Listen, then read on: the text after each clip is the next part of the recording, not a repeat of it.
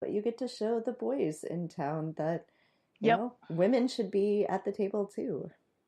Yes, absolutely. And I mentioned the men that supported my campaign. None of them ever made an issue of gender, which I really appreciate. And I don't know that it came up in any of the other races explicitly, but it's always kind of an undercurrent. And they were all just 100% on board. You have good ideas. You're the change we want to see in Waltham. And I really appreciate everything that they did for me as well.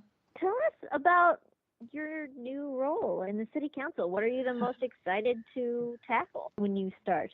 The biggest issue for me throughout the campaign was this transparency and responsiveness theme. And even before getting inaugurated, I've had people reach out and say, hey, I'm having this issue. Can we sit down and talk about it? And I email back and I say, great, let's have coffee this coming weekend. I've got an hour free.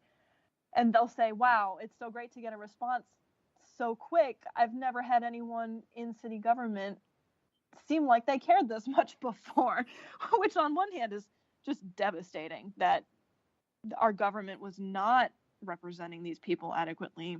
And then the other hand means there's a huge opportunity for me to stand up and reach out to people and say, hey, I'm your representative now. I need to represent you. So tell me what your concerns are. And then the other thing I really hammered on was transparency. Our city website has a lot of really great information, but it's not the most organized. And there's a lot of documents that get shuffled around behind the scenes that the city council gets that aren't made publicly available. And so I'd like to see us do a massive upgrade of our website and start putting as many of these documents as we legally can online for the public to see, hopefully in a searchable PDF format, because all of this information should be the public. We're their representatives, and they should have all the same information we do, so they understand why we're making the decisions we are. So that's going to be the first big push. And I think if we can accomplish that, it's going to open the door for people to be more engaged in what's going on at City Hall. And it's going to make it easier for people to keep tabs on what's happening. And that's important to me. And are you going to swear an oath or affirm an Ah, what's the technical term here? it's swear versus affirm. Okay. And I intend to affirm my oath of office. I believe I'll be the first one in a decade in Waltham, at least, to affirm instead of swearing. What is the difference?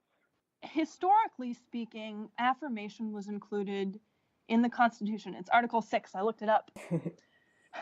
The language of the presidential oath of office is I do solemnly swear or affirm. And historically, swear has been what certain Christian religious groups will do. And affirmation was included as an alternative for Quakers because in the Sermon on the Mount, there's a passage that says, let your yes be your yes and your no, no, something to the effect of do not swear in the name of God. Mm-hmm. So it was originally included in all of the U.S. legal documents because of that specific Christian denomination. However, it's recently been adopted by atheist and agnostic groups as a way of signaling that we also choose not to swear in the name of God. And so I am choosing to affirm my oath because I want to show that I represent all communities of all faiths in Waltham, not just the Christian community. And I want to show that I take it very seriously, the language of the oath. So I want to affirm that I'm including everyone when I represent them, not just people who are comfortable swearing in the name of God. That's so cool. I didn't know that there were two different ways to do it.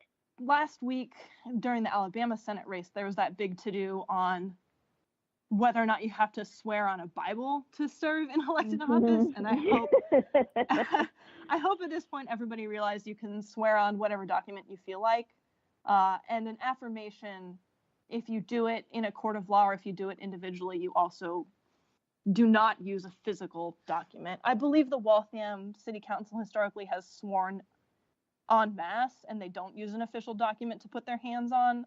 But if, for example, a president were to choose to affirm instead of swearing, he or she would also not use a physical item on which they swear. And what day is your affirmation?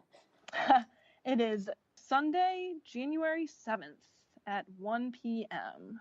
And I assume that's at City Hall? It's actually going to be at the Kennedy Middle School here in Waltham. And then the city hosts a luncheon immediately afterwards. And then at 4 p.m., we all go over to City Hall to have our organizational meeting where we elect the president of the city council and get our committee assignments for the coming year. How long is the term for? 2 years. So you don't have to start campaigning again right away. No, thank goodness, because my husband would probably kill me. The way I figure I've got at least 18 months to try to set a track record and to set the tone before I even have to start really thinking about whether or not I'm going to run again. And we'll see what I can get done in that time period. Right now, there's a couple of pressing issues coming down real fast on the incoming city council. So I'm going to put my head down and do the work. That's what I wanted, was to be able to do the work. And now I'm going to do it as best as I can. I just had one more question. Sure. What one piece of advice would you want to give other women who are considering running for office? You should do it. Go ahead and do it. It doesn't take a lot to get started. You just have to, in most jurisdictions, you just have to show up at City Hall and get your packet. And if you start running and it's too much and you need to take a step back, that's okay. Running doesn't have to be a final commitment, especially in places where you have to do the ballot access petition first. But if you even stick your toe in the water a little bit and see what the process is like, it'll make it that much easier if you decide to run again in the future, or if you decide you want to help someone else's campaign. So if you're thinking about it, you should go for it.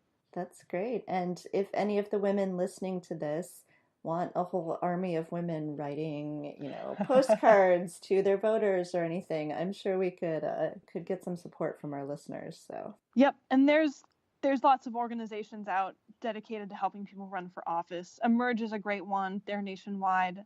I got a lot of help from Run for Something, which is dedicated to candidates under 35 primarily, but they are accepting people 40 and under for their program, and they were an enormous help.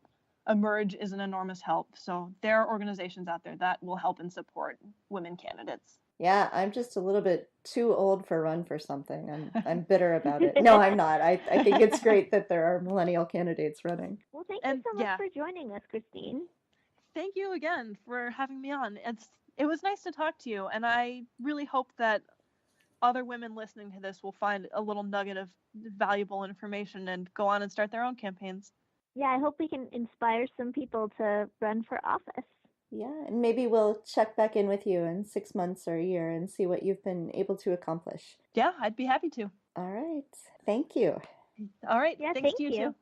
Our theme music is called Sweeter Vermouth and was composed by Kevin MacLeod of Incompetech.com. It is licensed under Creative Commons by Attribution 3.0 license. Our logo was created by Matthew Weflin, expressly for Two Broads Talking Politics, and is copyright 2017. You can contact us at twobroadstalkingpolitics@gmail.com or at twobroadstalk on Twitter.